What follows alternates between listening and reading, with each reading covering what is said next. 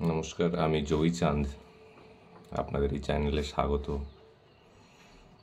আমি একজন psychotherapist plus আমি একজন হিপনোথেরাপিস্ট, এবং এর সাথে সাথে আমার আরেকটি পরিচয়, সেটা হলো আমি একজন মাতৃসাধক।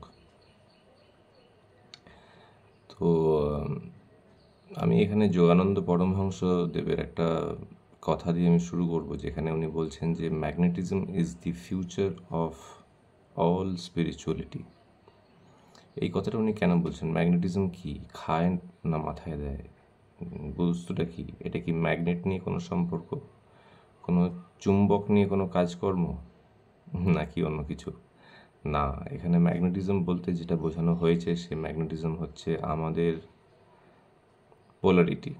মানে আমাদের শরীরের যে পোলারিটি, আমাদের শরীরে একটা নর্থ পোল, একটা সাউথ পোল, তেমনি আমাদের পৃথিবীর একটা সাউথ পোল, একটা নর্থ পোল আছে।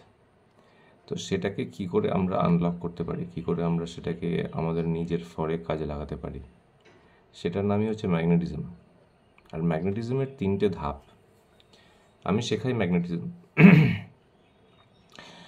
তার প্রথম ধাপ হচ্ছে সেলফ হিপনোসিস, যেখানে আপনি নিজেকে নিজে সম্মোহন করতে শিখবেন, যেখানে আপনি নিজের ভেতরে ট্রান্সফরমেশন আনতে পারবেন। নিজের বাকশক্তি কিংবা নিজের যে কনফিডেন্স, কিংবা আপনি যে কোনো কোথাও যাচ্ছেন, কোনো মিটিংয়ে যাচ্ছেন, কারোর সাথে দেখা করছেন, সবাই আপনার বশীভূত হয়ে থাকা, হ্যাঁ, সেটা আপনার মধ্যে সেই পাওয়ারটা আনা, সেটাই হচ্ছে সেলফ হিপনোসিস।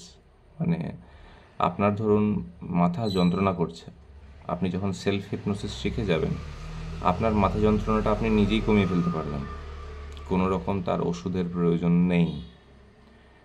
আর এই জন্যই এই হিপনোটিজমের আজকের দিনের স্পিরিচুয়ালিটিতে, আজকের দিনের মেডিকেল সায়েন্সে তার এত বেশি তার উপযোগ।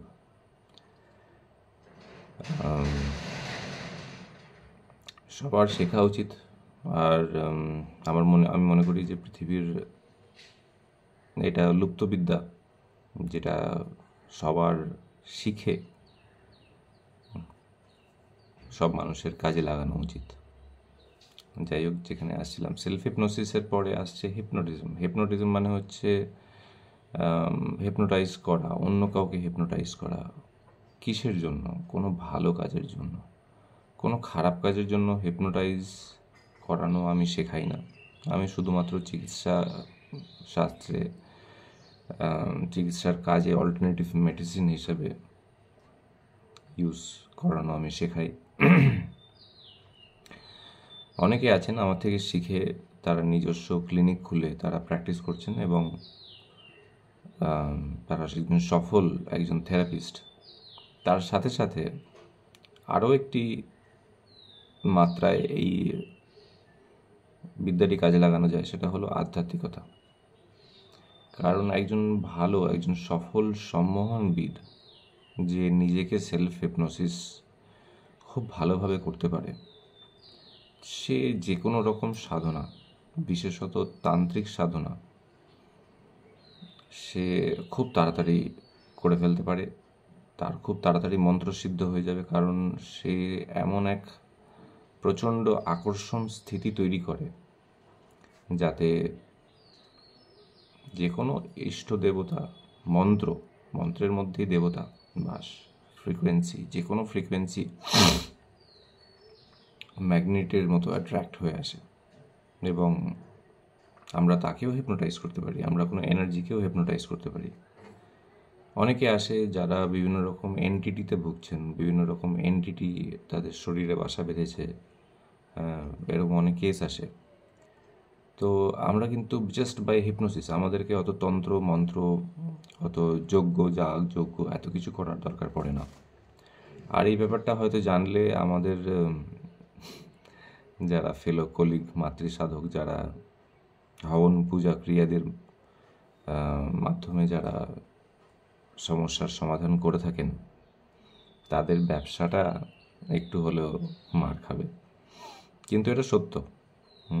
এ এক অমোঘ সত্য, আজকের দিনের নয়, এ বহু পুরনো প্রথা। এটা একটা হঠযোগের একটা সাধনার অঙ্গ, যে সাধনা কেউ একটু ধৈর্য ধরে করলে সে সারা জীবনের জন্য এত শক্তিশালী হয়ে যেতে পারে, তার এই নিজের সাবকনশিয়াস মাইন্ডের তার উপর এত বেশি কন্ট্রোল চলে আসে যে তার মন থেকে ভয়, ডর, কোনো রকম ফিয়ার, ফোবিয়া, অ্যাংজাইটি, ডিপ্রেশন, এগুলো সবই তার হাতের মুঠোয় চলে আসে।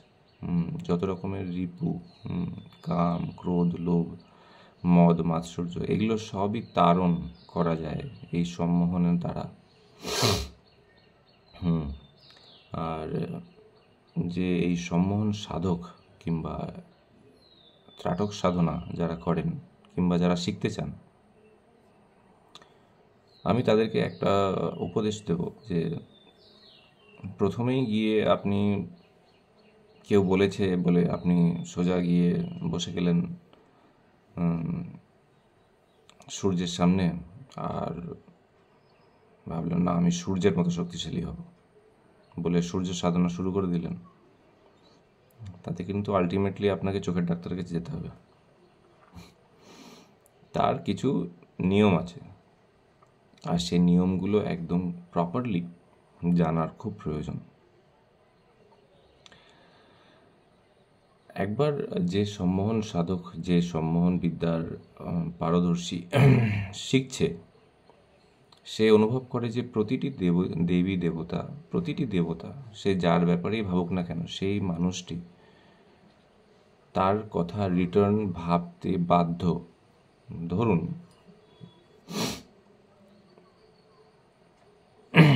আমি যদি এখন বসে যদি ভাবি একটা পার্টিকুলার মানুষের কথা, আমার যে কনসেন্ট্রেশন, আমার যে মাইন্ডের সাবকনশিয়াস মাইন্ড, সেই সাবকনশিয়াস মাইন্ড কিন্তু ইউনিভার্সাল। তো আমি যখন সেখানে কনসেন্ট্রেট করছি, সেটা কিন্তু ইউনিভার্সে যাচ্ছে খুব কনসেন্ট্রেটেড ফর্মে, আর সেই ফোর্স কিন্তু সেই ব্যক্তির কাছেও গিয়ে পৌঁছায়, সেই ফ্রিকোয়েন্সি তার কাছেও গিয়ে পৌঁছায়, এবং সেও কোনো না কোনো রকমভাবে সে আপনার কথা ভাবে। সেটাকে বলে টেলিপ্যাথি। আপনার হয়তো অনেকবার এরকম হয়েছে যে আপনি হয়তো কারোর কথা ভাবলেন অথবা বললেন, আর সে সঙ্গে সঙ্গে আপনাকে কল ব্যাক করলো। এটা কিন্তু কোনো রকম কোইন্সিডেন্স নয়, এটা পুরোপুরি কিন্তু সাবকনশিয়াস মাইন্ডের খেলা।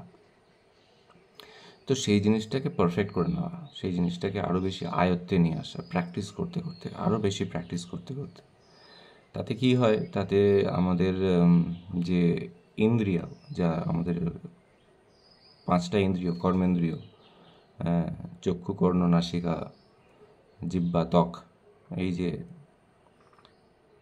এই ইন্দ্রিয়গুলো আমাদের মুঠোয় চলে আসে। আমরা কি শুনছি, কি দেখছি, কি আমরা গন্ধ নিচ্ছি, কি আমরা খাবার খাচ্ছি, কি টেস্ট করছি, অথবা আমরা কি টাচ করছি, ত্বচা, সব আমাদের নিজের কন্ট্রোলে, নিজের হাতের মুঠোয় চলে আসে। তার জন্য সাধকের প্রয়োজন তার নিজস্ব যে প্রাণ শক্তি, যে নিঃশ্বাস নিচ্ছি, প্রশ্বাস নিচ্ছি, আপনার শরীরে আপনার কি হচ্ছে আপনি নিজেই সেটা জানেন না। আপনি যে খাবারটা খেলেন, সেই খাবারটা ধীরে ধীরে আপনার গলা দিয়ে যাচ্ছে, এখান পর্যন্ত আপনার ফিল হলো যে আপনি খাবারটা খেলেন, এখান পর্যন্ত গেল, কিন্তু তারপরে খাবারটা কোন দিকে গেল? আপনার পেটের বাঁ দিকে গেল, না আপনার পেটের ডান দিকে গেল, না মাঝখানে গেল, নাকি একদম সোজা পিছন দিয়ে বেরিয়ে গেল? আপনি জানেন না, আপনার কোনো বোধই নেই। তো এখানে এই বোধটা আনা খুব প্রয়োজন। সাধক যখন সম্মোহন বিদ্যার যখন প্র্যাকটিস করে, তখন আস্তে আস্তে ধীরে ধীরে তার এই বোধগুলো হতে থাকে যে আমি মিনিটে কবার নিঃশ্বাস নিলাম, আমার আশেপাশে ক রকমের সাউন্ড হচ্ছে, প্রতিটা সাউন্ড, একটা পাখি ডাকছে, এদিকে একটা লোক কথা বলছে, ওদিকে হাওয়াতে গাছের পাতা নড়ছে, ঠিক আছে, যত রকমের সাউন্ড, এরকম 10-12টা সাউন্ড আমাদের আশেপাশে সব সময় কিন্তু ঘুরতে থাকে। সেই সাউন্ডের যে এক্স্যাক্ট ডিফারেন্সিয়েশন, সেটা আপনি করতে পারবেন। আপনার চোখের সামনে দিয়ে যদি 10টা লোক যায়, 10টা লোকের প্রতিটা ডিটেলস, সে কেমন দেখতে, সে কি আপনার দিকে তাকিয়েছিল কি না, সে কী রঙের জামা পরেছিল, তার চুল কেমন ছিল, হ্যাঁ, সে কি তার কারোর সাথে ছিল, হ্যাঁ, প্রতিটা পুঙ্খানুপুঙ্খ ডিটেলস। আপনি যদি একবার চোখটা ঘুরিয়েও চলে যান, তাহলেও আপনার প্রতিটা জিনিস আপনার মনে থেকে যাবে, আপনি চাইলেই আবার খুব সহজে মনে করতে পারবেন। ত্রাটক সাধনার আরেকটা বড় ভালো বিষয় হচ্ছে যে মেমোরি খুব শার্প করে দেয়। আপনি যে কোনো বই যদি আপনি পড়েন, বিশেষত বাচ্চাদের জন্য যে কোনো বই যদি আপনি পড়েন, তার পয়েন্ট বাই পয়েন্ট প্রতিটা লাইন, প্রতিটা ডট, প্রতিটা কথা আপনার পুরোপুরি পিকচার টু পিকচার আপনার মনে গেঁথে যাবে, কারণ আপনার সাবকনশিয়াস মাইন্ড, তার পাওয়ার কিন্তু বিশাল। চেতন মন, অবচেতন মন আর অচেতন মন, অবচেতনেরও তিনটি পার্ট। জাগ্রত, জাগ্রত মানে যে জাগা অবস্থা, মানে ঘুমের আগে আগে স্টেজ, স্বপ্ন, আর হচ্ছে সুষুপ্তি। সুষুপ্তি মানে হচ্ছে তার কোনো বোধ নেই, সে একটা কুটস্থ এমন একটা পজিশনে চলে গেছে যে না শোয়া না ঘুমানো, কিন্তু তার যে সুপার কনসিয়াস মাইন্ড, তার যে ব্রহ্মাণ্ডীয় চেতনা, সেটা কিন্তু জাগৃত হয়ে গেছে। তো এই যে বিষয়গুলো, এই বিষয়গুলো আরও গভীরতম জ্ঞান আজকের দিনের আধ্যাত্মিকতায় খুব প্রয়োজন। আর আমরা বাংলার যারা সাধকগণ, তারা এই বিষয়ে অনেকটা বেশি পারদর্শী বাকি পুরো দেশের আর যে কোনো রকম আধ্যাত্মিকতার দিক দিয়ে অনেক বেশি এগিয়ে, কারণ যেহেতু আমাদের বাংলা হচ্ছে তন্ত্রপীঠ। তো আর এখানে হয়তো আপনি শুনেছেন যে বাংলায় কামাখ্যায় আসলে গরু বানিয়ে, ভেড়া বানিয়ে, ছাগল বানিয়ে রেখে দিত। আদৌ তা নয়, ব্যাপারটা হচ্ছে যে সম্মোহন বিদ্যা এতটাই পাওয়ারফুল হয় যে আপনি যে কোনো কাউকে বশীভূত করে আপনি আপনার কাছে রেখে দিতে পারেন, সে আপনাকে ছেড়ে যেতেই পারবে না। কারণ সেই অ্যাট্রাকশন। হয়তো আপনাকে দেখতে হয়তো ভালো না, আপনার হয়তো আওয়াজটা সুন্দর নয়, কিন্তু আপনার যে ওই অ্যাট্রাকশন, যেটা ইউনিভার্সাল অ্যাট্রাকশন, সেটা ওই মানুষটাকে এতটা বেশি অ্যাট্রাক্ট করবে, সে আর কোথাও যেতে চাইবে না। হ্যাঁ, কিন্তু সেগুলো ভালো কাজে ব্যবহার করাটাই ভালো, কোনো রকমভাবে খারাপ কাজে ব্যবহার আমি করতে দিই না, অ্যালাউ করি না।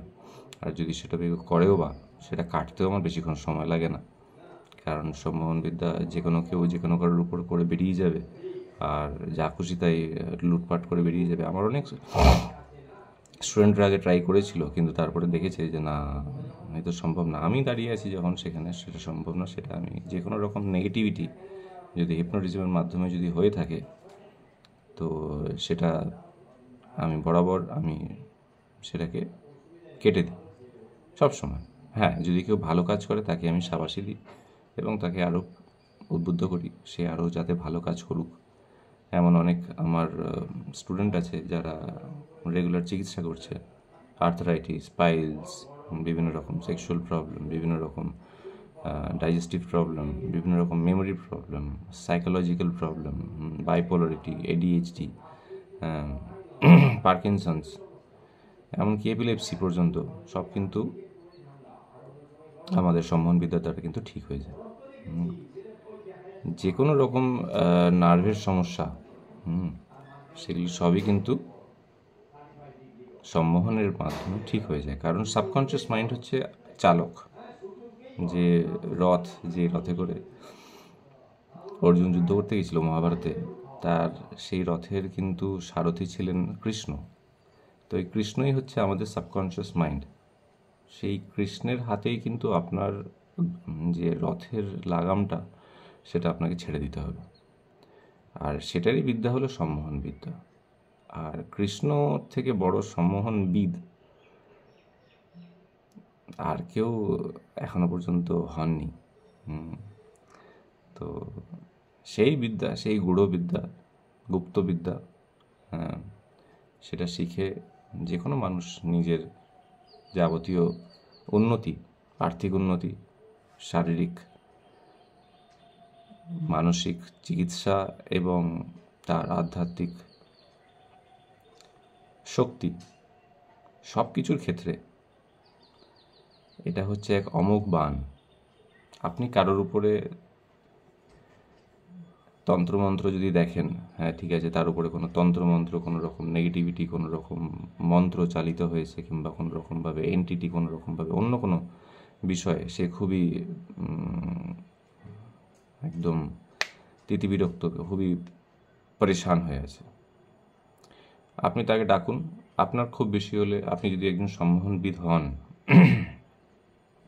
যদি আপনার সাধনা ঠিকঠাক থাকে, তাহলে আপনি সেই মানুষটার সাবকনশিয়াস মাইন্ডে যে যে নেগেটিভিটিগুলো যেগুলো জমা হয়েছে, সেটা কোনো ডেন্স ফর্মে কোনো এন্টিটি হতে পারে, সেটা কোনো হালকা ফর্মে কোনো রকম জাদু টোনা টোটকা যেটাকে আমরা বলে থাকি সেটা হতে পারে, কিন্তু আপনি সেটাকে তুড়ি মেরে কাটতে পারেন। আপনিও পারেন, যে কোনো কেউ, যে কোনো মানুষ পারে।